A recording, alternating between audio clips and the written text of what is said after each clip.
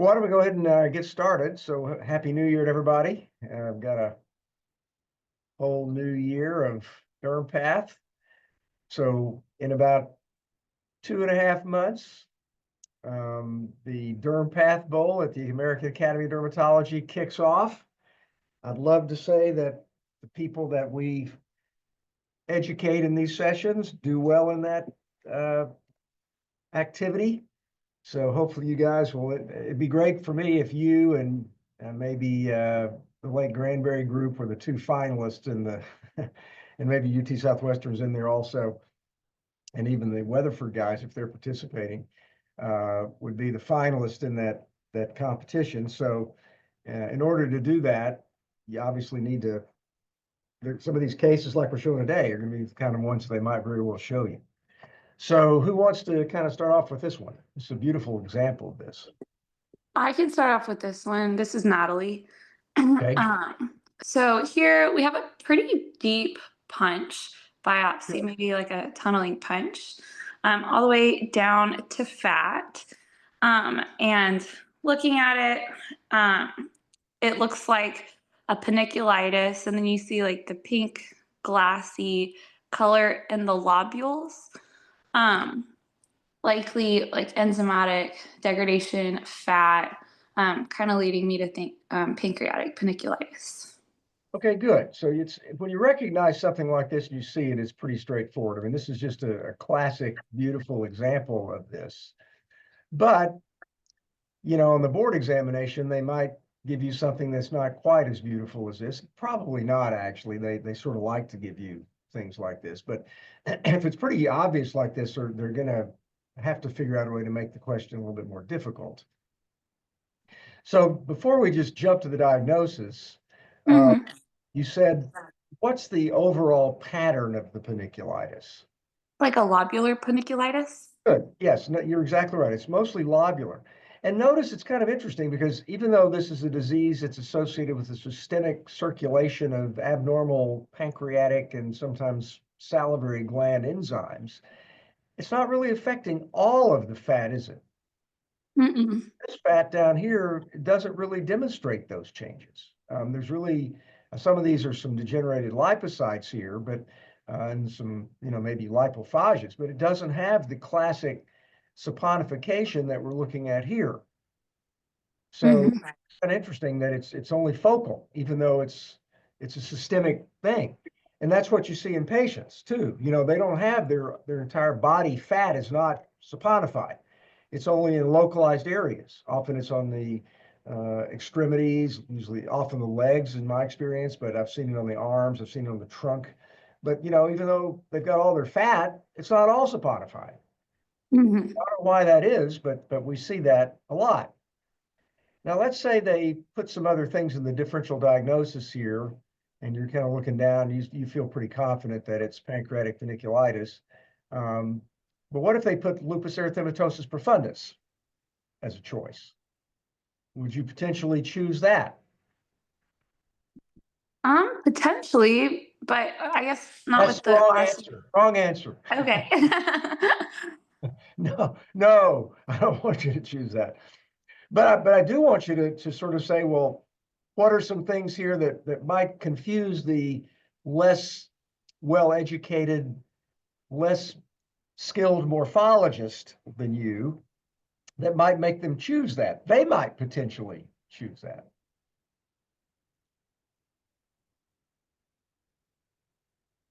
So when you look at lupus erythematosus profundus, we don't have a picture of it now. So now you've got to call it up in your brain. You've got to say, okay, if down there's a choice, then push a button in my brain and pull up an image.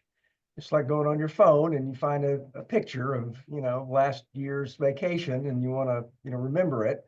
So you got to picture what LE profundus is going to look like to compare with this, so you don't potentially choose it. So what are you going to do? You see LE profundus versus this. So more like a lobular, mostly panniculitis. Okay, like a lymphoplasmacytic infiltrate more?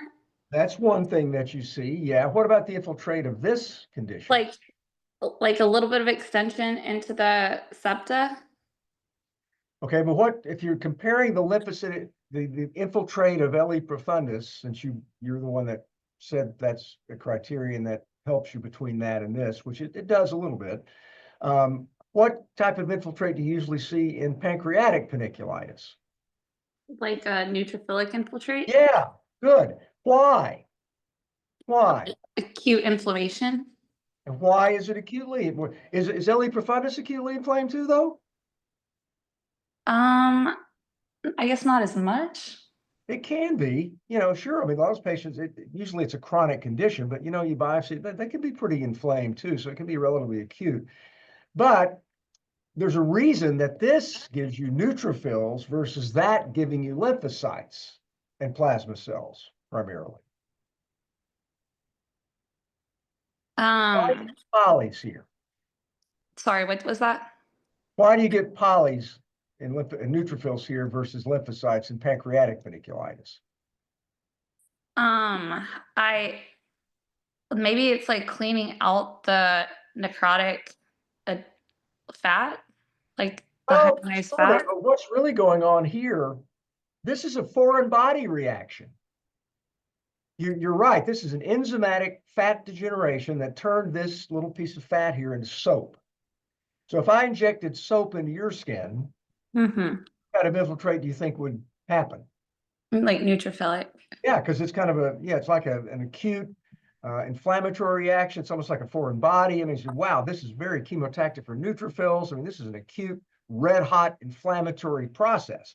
And when you see patients with pancreatic panniculitis, the skin usually is red. And that's why, because it's basically an acute inflammatory infiltrate. L. profundus, on the other hand, is an autoimmune disease. So you've got lymphocytes producing autoantibodies that are attacking the skin and the fat and turning it into mummified pink hyaline material. So it's turning the fat into this hyaline, fibrotic, woody, atrophic gullies in the skin, basically, when you see that. And it's often seen, it's the most common panniculitis in the upper part of the body, arms, face.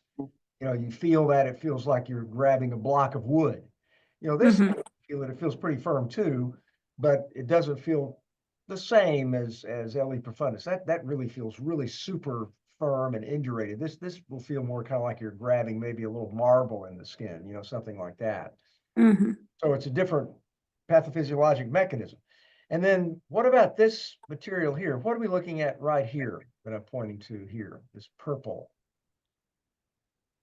Um, like more necrotic, hyalinized tissue, like those ghost cells.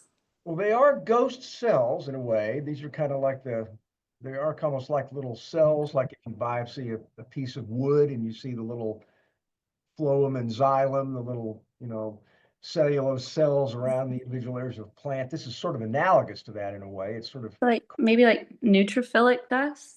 well, this is a neutrophilic infiltrate over here, but Mm-hmm. why is it purple, bluish? Um, hmm. It's not like the just like maybe like calcium remnants. Yes, yes, calcium. When you see purple, like bluish purple, small, if you look carefully, there's little small, probably crystals of calcium here. This is calcium stearate, basically, is what's happened here, which is fat. I mean, soap. So if you were to, do the chemical analysis of a bar of soap, that's basically what it is. It's stearate, and it's a calcium stearate. So this is actually fat tissue that is turned into soap in your skin, and it calcifies. That's why it's purple like this. If you see lupus profundus, there's no purple. I mean, if you do see dystrophic calcification, which you can sometimes see in lupus and dermatomyositis and connective tissue diseases, CREST, those are big clumps of calcium, big, large chunks. This whole thing is basically diffuse fine stippling of calcium because it's basically the entire process is a calcium stearate, which stains positively with the basophilic stain here, the hematoxylin. So that's why it looks bluish purple in the skin. So this is basically, you're exactly right. This pancreatic panniculitis, classic example. Now they might ask you some second order questions here, expect to get the diagnosis pretty quickly. So let's say you get this and it says, the next step in the workup for this patient would be blank. What are you going to look at here? What are you going to look for in the patient in this situation? Like in the path slide or like in the patient as a whole? The patient as a whole. So they're going to expect you to get the diagnosis here rapidly. Pathognomonic, basically. It's almost like looking at molluscum contagiosum. You see Like this, work them up for pancreatitis, like order labs and get order a labs, and make the sure there's not abdomen. circulating amylase. You look for pancreatic panniculitis, you look for pancreatitis. Now, what else? Do they always have to have pancreatitis? Um, Typically, yes, but it could also be like a neoplasm in the pancreas. Yeah, exactly. Sometimes this is a sign of pancreatic cancer. Usually it's adenocarcinoma of the pancreas, not usually, the neuroendocrine variant with islet cells. It's usually the adenocarcinoma of the pancreas that causes this, but they don't always have to have a lot of circulating enzymes. So, sometimes you'll get it and they have acute pancreatitis, they're sick as a dog, and the biopsy this and lo and behold, it's there. We had a patient one year that had a tiny little fistula between their gallbladder and their pancreas. And this was the diagnosis histologically. And they looked and looked and looked, they couldn't find anything. They had a tiny little elevation of their amylase. Finally, they did some imaging study and they found a little teensy tiny fistula between their gallbladder and their pancreas where they'd had prior pancreatitis. And lo and behold, it was manifest as pancreatic panniculitis. The good thing for them, they didn't have cancer. But if you see this, it means that they've had some minor elevation of amylase that's interacted with the skin. And one final question. What's another? So this isn't really a panniculitis, right? It's like I said before, it's an enzymatic degeneration of the fat, which gives you a secondary panniculitis because it's basically a foreign body. What's one other condition analogous to this in a way that's not really a primary panniculitis, but it's manifest as pancreatic or manifest as panniculitis, fat inflammation and injury that's not really a primary inflammatory panniculitis like this process isn't? Maybe like an infective panniculitis. No, because that actually really and truly is inflammation of the fat because of infection attacks the fat. So not really. It can be a secondary panniculitis. But Maybe there's like one other enzyme that can give you a panniculitis that's not really a true panniculitis. So the panniculitis happens secondary to an enzyme abnormality. It's horrible. I mean, it's life-threatening. It's a bad disease if you have the homozygous variant of that process. like alpha-1 antitrypsin. Yes, alpha-1 antitrypsin deficiency panniculitis. And if you get that disease when it first develops, it's an interesting thing. You'll look down in the subcutaneous fat and you'll see it almost looks like somebody took little scissors and just kind of sliced along the lipocytes at the edge of the septa. It's like the enzyme just goes along and just kind of just destroys the lipocyte connection to the septa, and it destroys the lipocyte membranes. And then as time goes on, you get a secondary inflammatory infiltrate, usually lots of neutrophils, and it's basically a sea of neutrophils in the subcutaneous fat. And they can basically just destroy that can get widespread areas of fat involvement. They can even involve, obviously the lungs are involved, involves fat internally around the heart, other places. So that's really a horrible disease if you get the homozygous variant of that process. So again, that's another enzyme deficiency that causes a lobular, mostly panniculitis. Okay, great.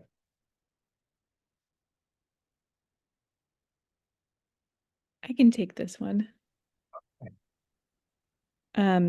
So this looks like a punch of a neoplasm, Okay. extending from the deeper dermis all the way down to the subcutaneous fat. And looking closer, it looks like a Well, lot of, before we go too close, um, it's either a punch or maybe an incisional biopsy. yeah. I think it's likely to be benign or malignant based on what we have here. Um,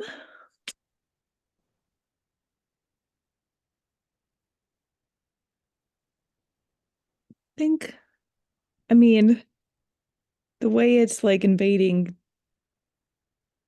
deep into the fat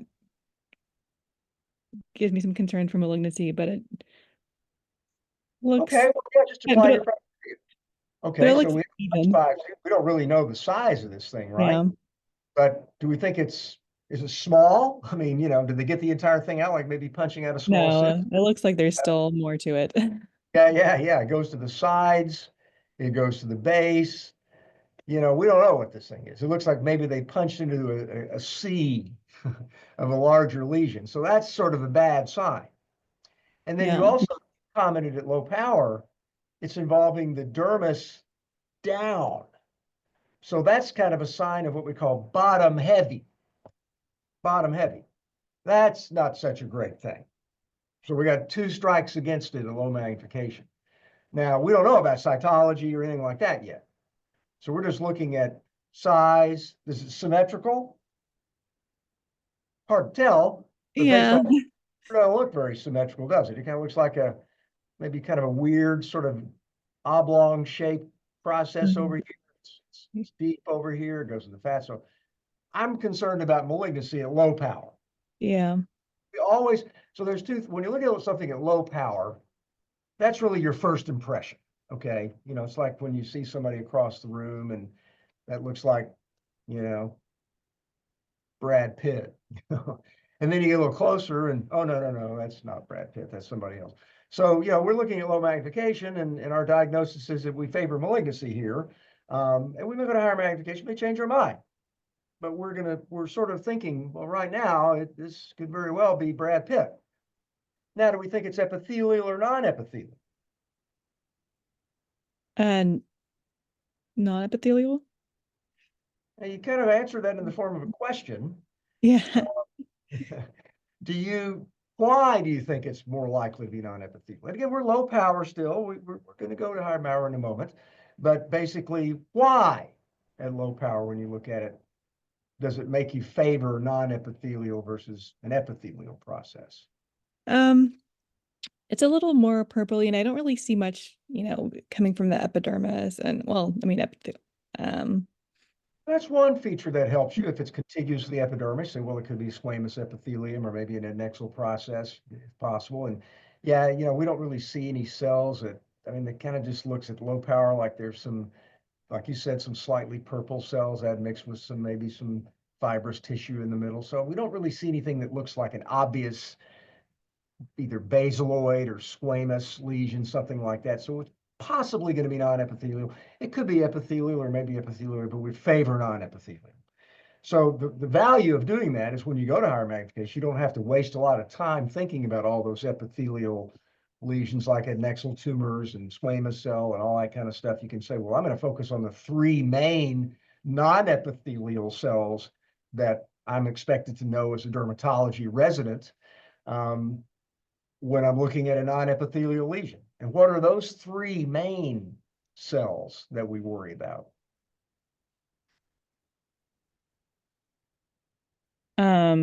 like neural, Good, nerves. let's see, like smooth muscle, Muscle, good, yes, smooth muscle. And there's one last one, and that's it. fibrohistiocytic. Yeah, that's it.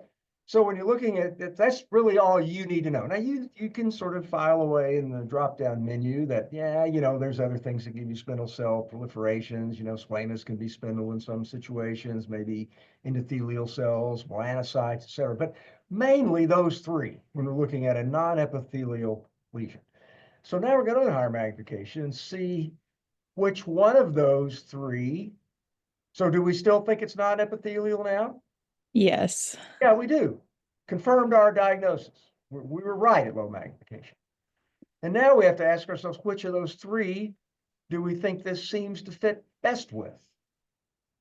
Yeah, these look like spindle cells to me. Yeah, they are spindle. And Like those neural. those are the 3 types of spindle cells. So do we think this is going to be more likely nerve or smooth muscle or fibrohistiocytic? Nerve. Okay, Nerve. so possibly Sorry. nerve. Or like maybe, sorry, fibrohistiocytic. Yeah, I kind of like fibrohistiocytic a little better also. Nerve, you kind of like the lazy S cell that's swimming gently in a sea of fibromucinous stroma. We really don't have much of a fibromucinous stroma here.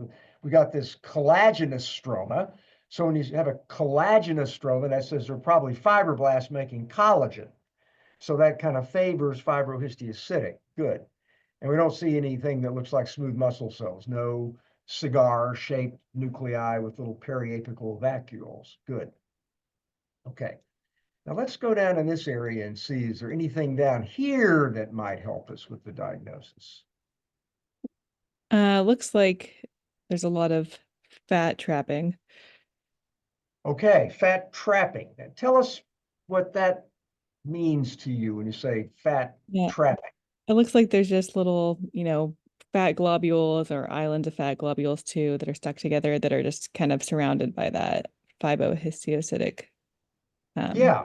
This thing has basically diffusely involved the fat, and basically this neoplasm has intercalated between the individual lipocytes. It's kind of dissected through the fat and it's replacing the fat, leaving small little fat microcysts and lipocytes that didn't get destroyed. Here, they're totally gone. So it's replaced the fat. This was once fat here too. It's totally replaced it. And so you've got this, what looks almost like a honeycomb picture right here.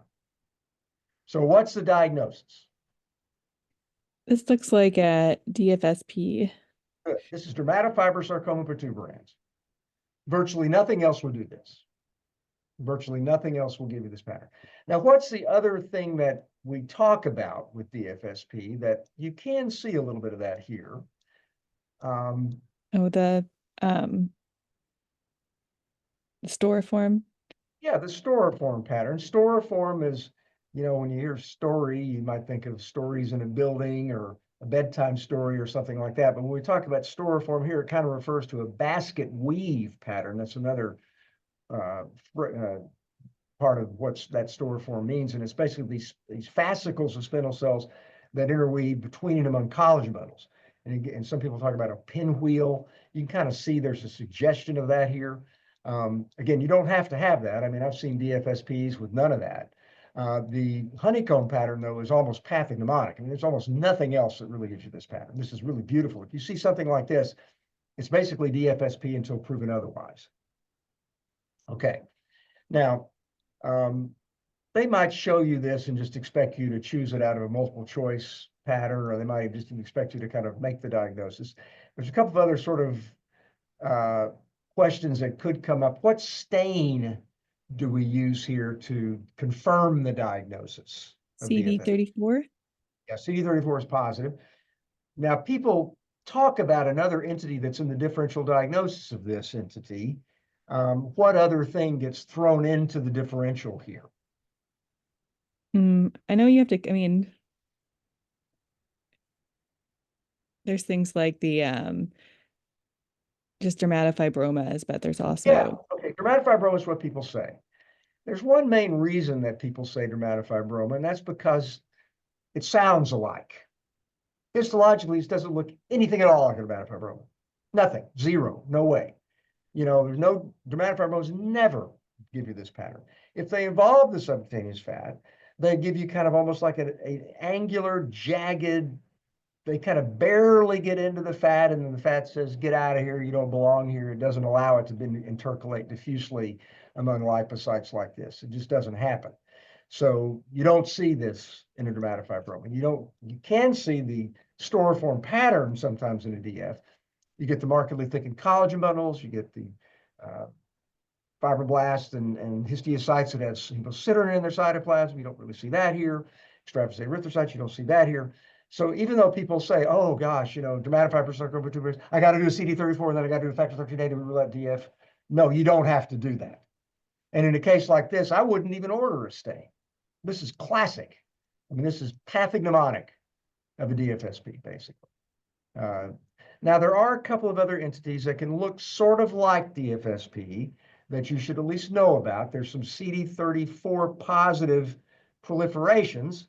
Now, you don't usually get down to the subcutaneous fat like this in this pattern, so they're not, you don't really see this in that CD34 medallion-like dermal dendrocytic tumor That gives you CD34 positivity that's diffuse, but it doesn't give you this pattern. And it doesn't usually give you the storiform pattern that you see up here, but it can be it's CD34 positive. So it can be, it shares that in common with this entity. There's a couple of other maybe things I might ask you about. What is the gene, the molecular genetic abnormality that's associated with DFSP?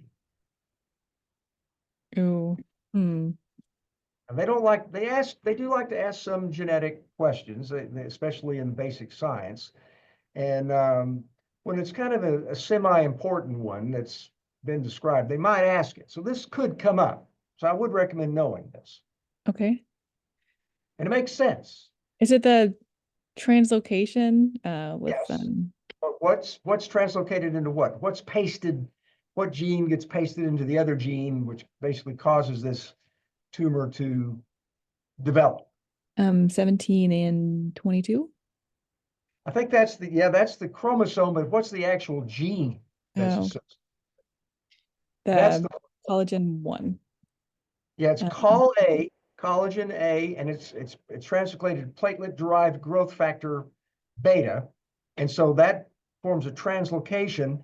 And basically what that does is it turns on the collagen production and turns on these cells, and then it leads to this entity. So, and if you actually look at that, if you do like a chromosome analysis and you take the person's chromosomes out and look at it, the karyotype, it actually gives you a ring chromosome of that 17 to 21 translocation. It gives you a little donut. And it basically, you can get that out of these tumors. And so some people actually do genetic analysis of these lesions. You don't really need to do that frequently. But given that this is basically massively produced collagen, there's a drug that works to treat these lesions. You know what that is, right? imatinib? Yeah, Gleevec. So basically, if you have somebody with a DFSP, a good thing to do is start them on Gleevec for a while, get the thing to shrink down as much as possible, and then do your Mohs surgery around it, and you can decrease the surgical site to some degree. So that's kind of what we're often doing now when we treat these patients surgically. All right, great. Good job.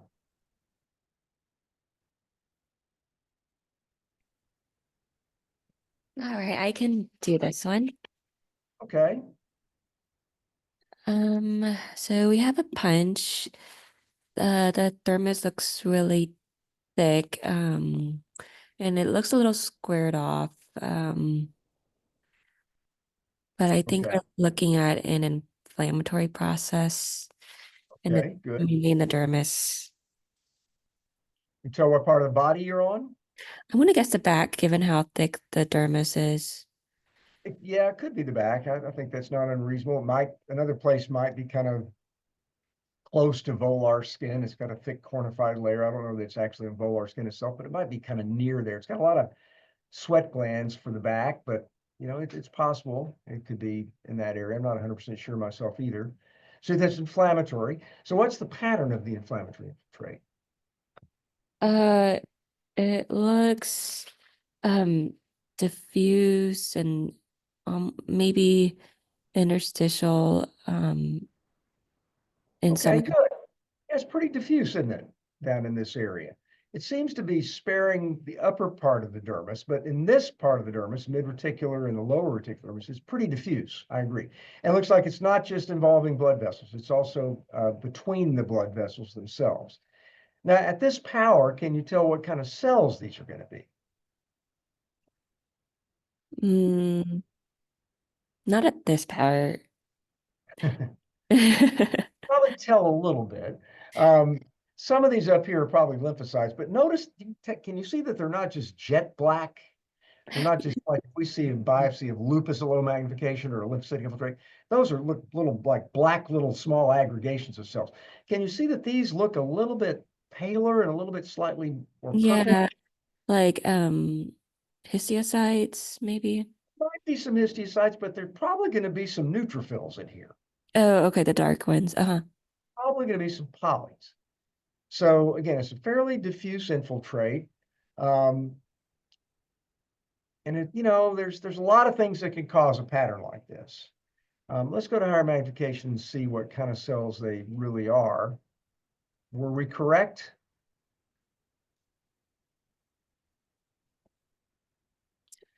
Yeah.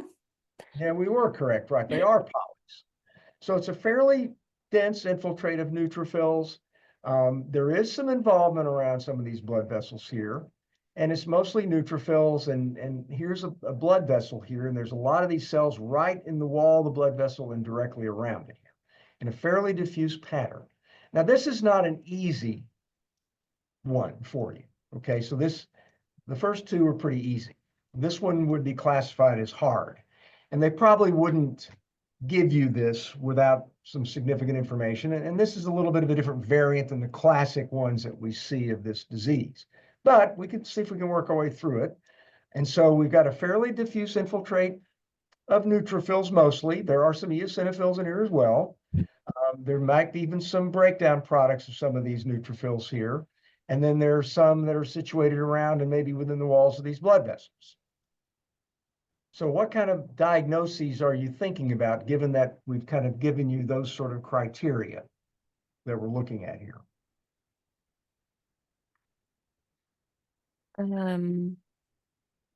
you'll have to have so you've got a neutrophil mostly infiltrate. What differential diagnoses come to your mind when you think about that?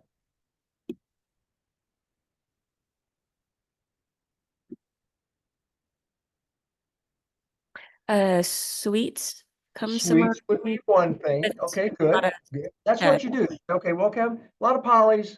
Okay, sweets has polys. The next question is this sweets? And if so, why? If no, why? Why not? So do you like sweets? It's not doesn't feel as dense for sweets, and I think sweet sometimes has like a lot more dermal edema. Good. Okay, so sweets is going to give you a very diffuse infiltrate of neutrophils with prominent papillary dermal edema. We don't see the prominent papillary dermal edema, do we? In fact, we don't really see much involvement in the papillary dermis at all. It's almost like it spares it, which is kind of a little bit unusual for this specific condition, but that's definitely we would think sweets, and then we would probably reject sweets. Good. All right. So what else? So you say, okay, I got to go to my next choice of feel rich infiltrate. If it was on mucosal skin, we could think Behçet's, but this one does not look like mucosal skin. Now, does Behçet's have to be mucosal? No, no. Yeah, no, it doesn't, does it? You can get like those papular, pustular lesions on the skin, and they can be on the glabrous skin. So they don't have to be on the mucosal surface. If they're on the mucosal surface, it looks like an aphthous ulcer. And obviously we don't have any ulceration here. And we don't, and if you actually biopsy those lesions when they develop on the skin, they actually will they start off as a follicular pustule, a sterile pustule that then can kind of rupture. And then it sort of looks a little bit like pyoderma gangrenosum when you biopsy some of the lesions of Behçet's. It's in the differential diagnosis of that process. A little bit funny for that too, because it certainly isn't involving a follicle. It seems to spare this area, which Behçet's would probably involve that area also. And we've even got some nuclear dust. We've got some eosinophils in here as well. So we're going to rule that out too. We could also think about an infection. Should always think about an infection. Yes. Good. That's good. A little funny for that too, but if it were an infection, which one would you kind of think about mostly here?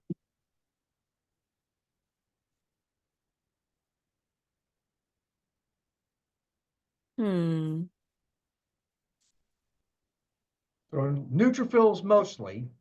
Bacteria. Yeah, probably like a pyogenic bacterial infection, maybe a weird cellulitis or something like that.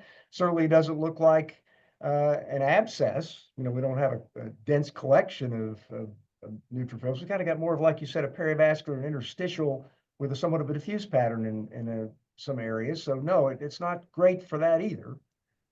So we're beginning to kind of get into the more esoteric possible diagnoses.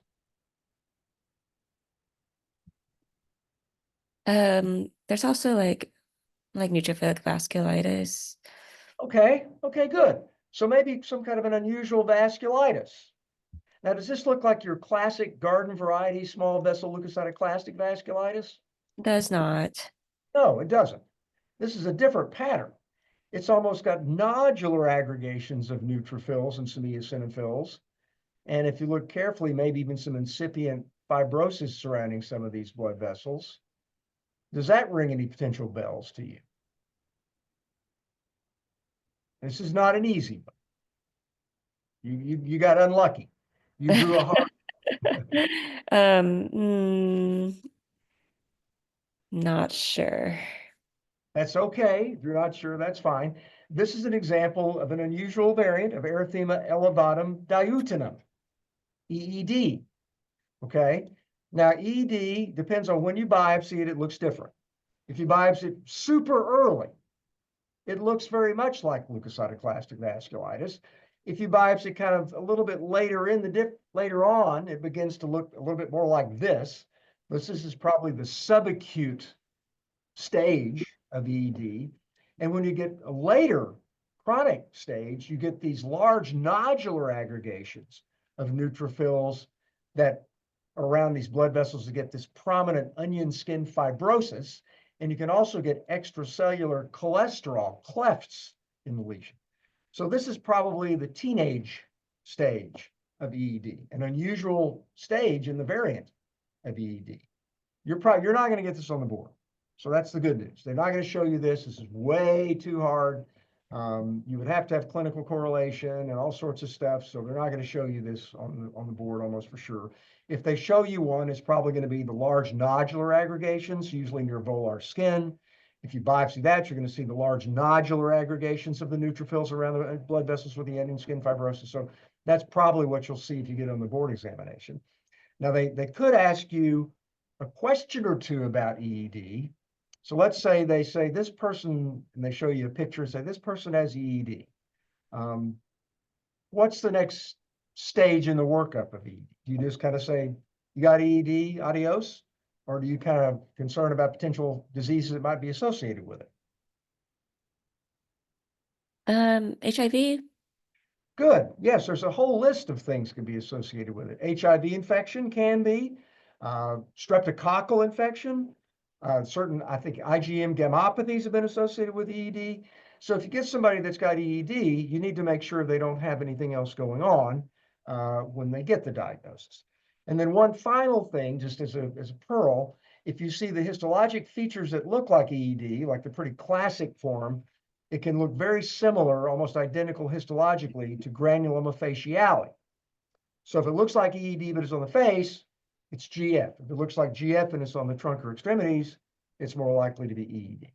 So that's a good example. We don't see too many biopsies of EED. It's pretty rare. So we thought we'd put it in the unknowns for you, but that's one that's a little bit more challenging. And they're not going to show you that expected to pick it up cold on an exam.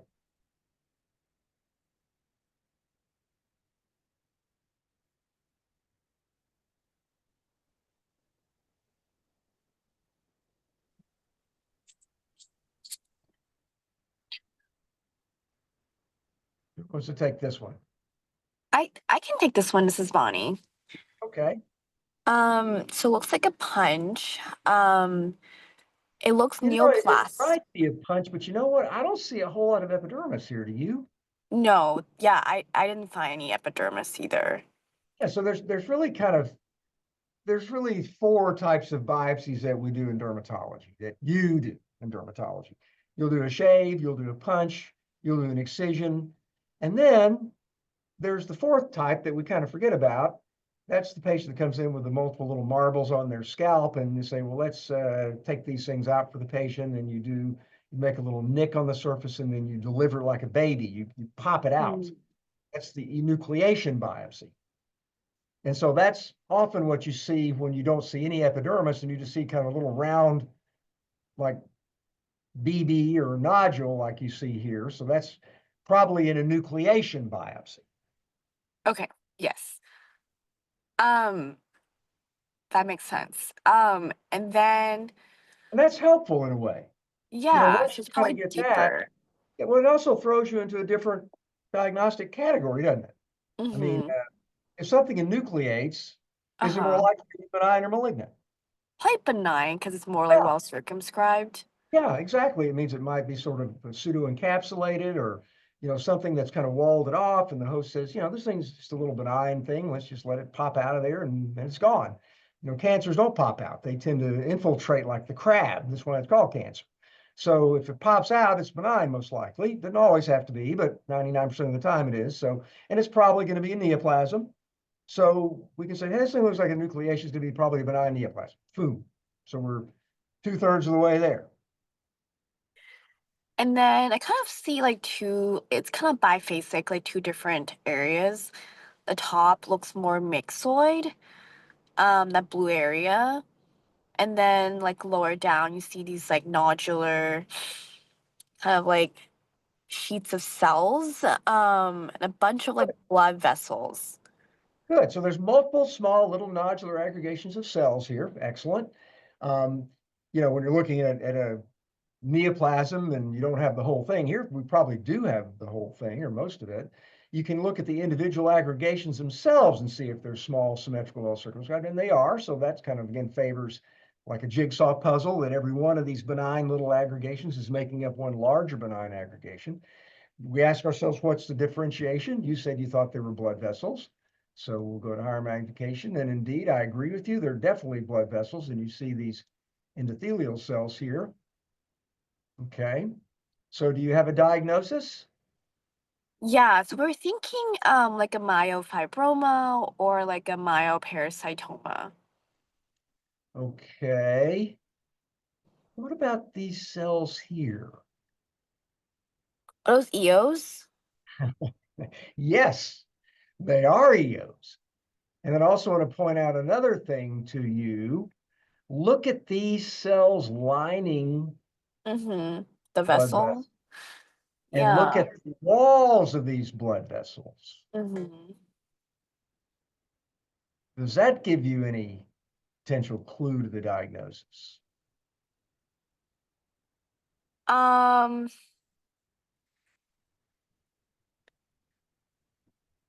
um,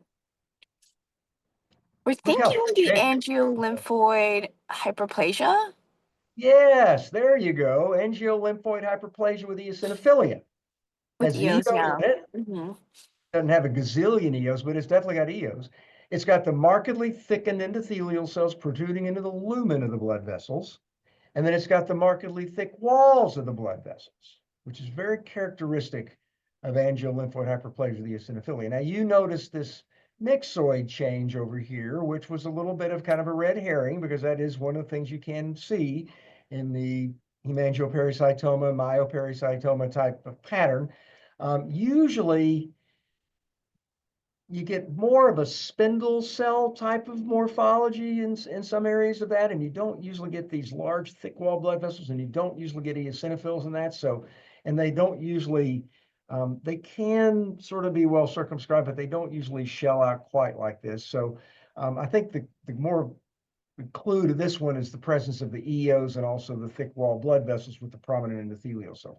They're probably not going to give you myofibroma parasitoma on the exam because that's kind of a complicated, rare diagnosis. They might give you Mm-hmm. this. Mm-hmm. They would probably show you one that might even have more eosinophils than you see here. Mm-hmm. So the fact that you got into the blood vessel category, good. But when you see this, look for the prominent endothelial cells, look for the thick walls of the blood vessels, and then of course the eosinophils infiltrate. Now the one question, there's two settings where we see this.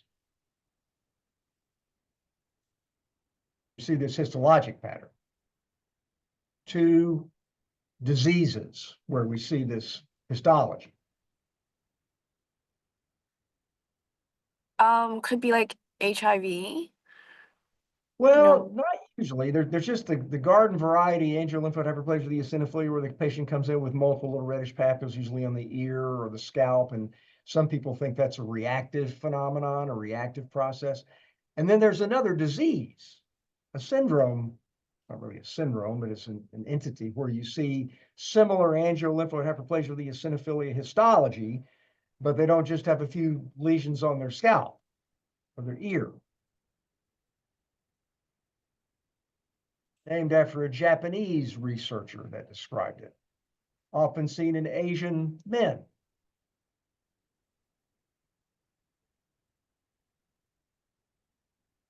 Kimura's disease. Mm. Okay, so that's just another setting where you can see the histology of angiolymphoid hyperplasia with eosinophilia.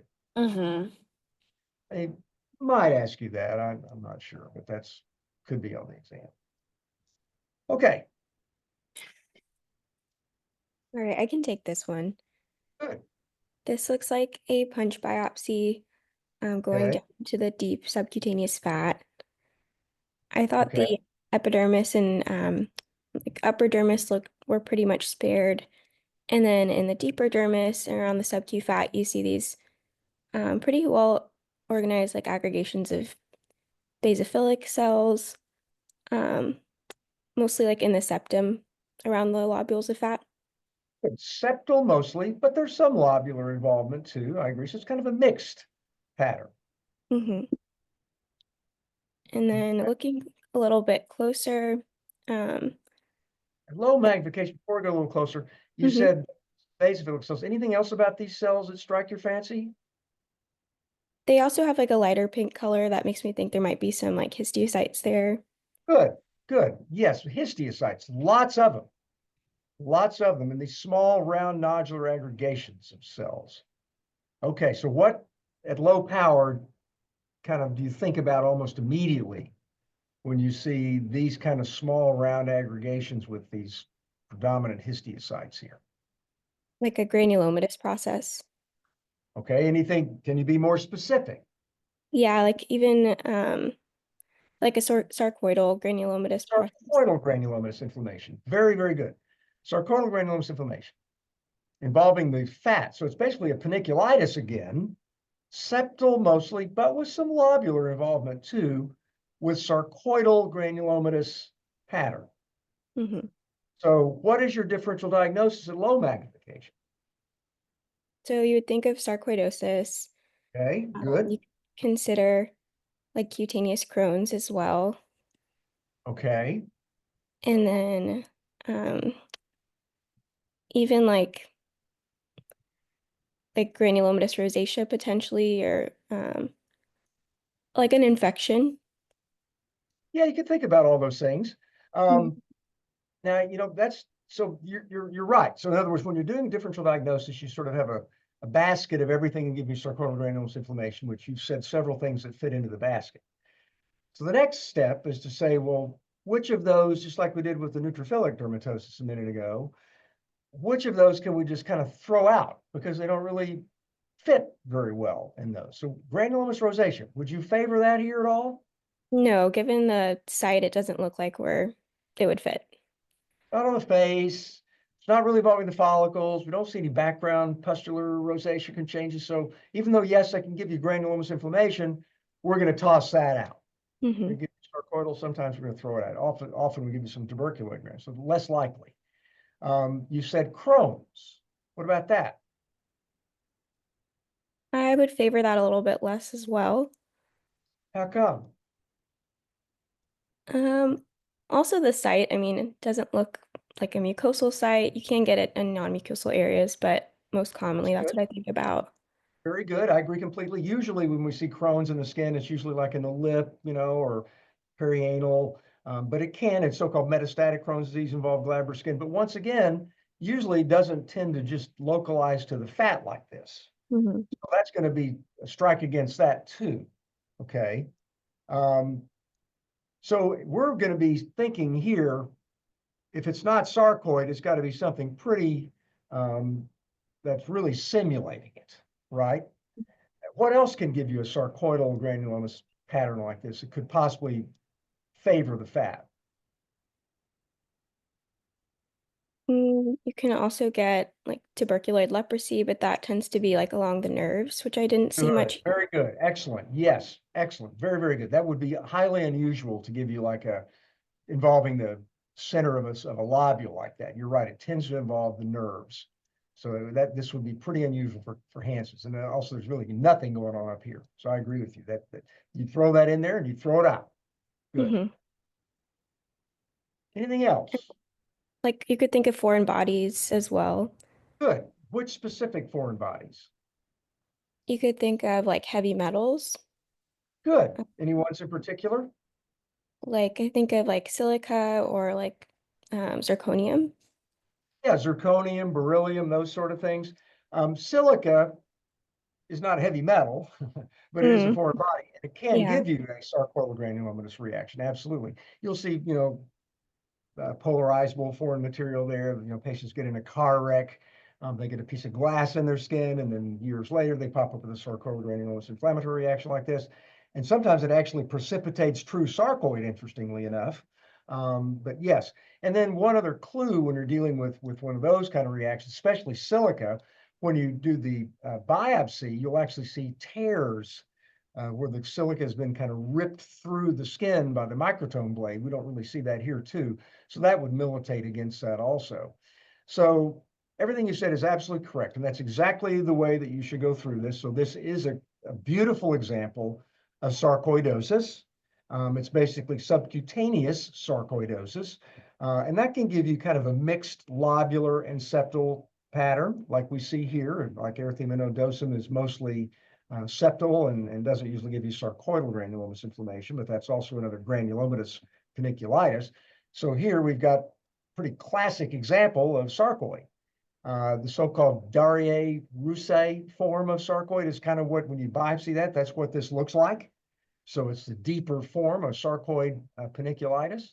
So this is a nice example of a beautiful sarcoidal granulomatous inflammatory reaction. This is fair game for the board examination. They could very well show you this and ask you some of those items in the differential diagnosis. Probably getting a little bit too sophisticated to expect you to be absolutely certain this is sarcoid versus maybe Crohn's, which sometimes can give you something like this, but this is really just almost a classic example of sarcoid. Okay, good. Okay, nice example of this too. I can take this one. Okay, good. So looks like we have a punch. Yes. From low power, I would classify it as inflammatory. Good. Looks like even from low power, you can tell that most of the inflammation seems to be around the blood vessels. So I would think it's going to be a vasculitis. Do you see a whole ton of inflammation here at low power? Not really. There's lots of red blood cells and kind of like hemorrhage. Yeah, I agree. There may be some inflammation in here. We'll see as we go to higher magnification, but we certainly don't see a lot of lymphocytes in here. Maybe there's some neutrophils in here, but it seems to be relatively paucy inflammatory with lots of extravasated erythrocytes. I agree with you on that. Mhm. Anything else that you notice here?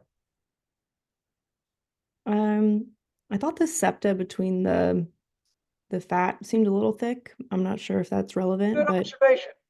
Very good observation. I agree with you. This is not normal septa here. And I'm not sure exactly what's going on here, but it doesn't look like it's a classic panniculitis or anything like that, but somehow those septa are kind of inflamed. So we've got something going on way up here. We've got something going on here. We've got something going on down in here. So that's maybe a little bit of a red flag. Let's go to higher magnification and see what we now see. Okay, now what are you noticing here? so I see looks like there is like some damage to the blood vessel wall, like some fibrin, lots of neutrophils and neutrophil dust. Okay. Also just felt like there was more mixed inflammation. Like I saw some EOs in there as well. But do you know, it's if you were going to the blind justice and you had the scales of justice, on one side you were going to put vascular damage and the other side you were going to put the inflammation, which one would go down? Which I one think would be more in favor of here? I think like the vessel damage seems to be more Yes, yes. There's far more bland inflammation and fibrin deposition in these blood vessels with relatively minimal inflammation, which is interesting, isn't it? So in classic leukocytoclastic vasculitis, we see lots of inflammation with nuclear dust and EOs and all those kind of things, and then you get the involvement of the blood vessels. Here we've got kind of greater thrombosis of the blood vessels involving the lower portion of the skin, and even involving the septa of the subcutaneous fat here. Here's a blood vessel in the septum, and so this is septal edema that's happened here. These are some larger blood vessels. Notice these things have bland thrombi and fibrin in the walls of these blood vessels here too. So it's probably more likely a thrombotic vasculopathic process with inflammation as opposed to a leukocytoclastic vasculitis with thrombosis and fibrin deposition. It's just sort of when you kind of balance it out, it kind of favors that. So we're gonna work a patient like this up, aren't we? We're gonna be very concerned that this person might have a really serious process. We see something like this. So if you get Rocky Mountain spotted fever, for example, and you trash all those blood vessels with the rickettsia, they get secondary inflammation that comes in because the blood vessels are damaged, and you get chemotaxis of neutrophils and other things like that too. So that's maybe what's going on here. Not 100% sure. It's possible it could be just LCB in a person that doesn't have a lot of, maybe they're immunocompromised for some reason. What's going on right here in this area? Are those histiocytes? Good idea, but no, this is a sweat gland that's dead, necrotic, because this thing is so ischemic. And then if we look up here, what's this epidermis doing here? Yeah, I see like some neutrophils and some fibrin. I didn't know if that was like a necrotic epidermis or. Good. This is epidermal necrosis. So this would have looked like a black, probably an S scar. See the vascular cornified layer? It really died quickly. It didn't really have a chance to form parakeratosis, and then it reepithelialized beneath it. So this is an example of a thrombotic vasculopathy with secondary inflammation that reepithelialized and resulted in this horrible damage to this patient with this sweat gland necrosis and everything. So that's good. Diseases associated with this? We've got a couple of minutes left. Any thoughts about potential entities you might worry about here? Like lupus anticoagulant, maybe? Good. Yes, definitely. I think I'd worry about lupus anticoagulant. Anything else?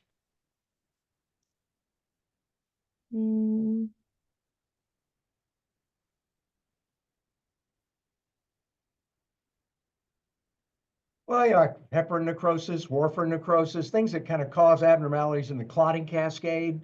That's something. DIC, those kind of phenomena. Calciphylaxis can give you this pattern. We don't really see any calcium down here, but this is a bad situation. So if you see somebody like this, this is sort of 911 kind of deal.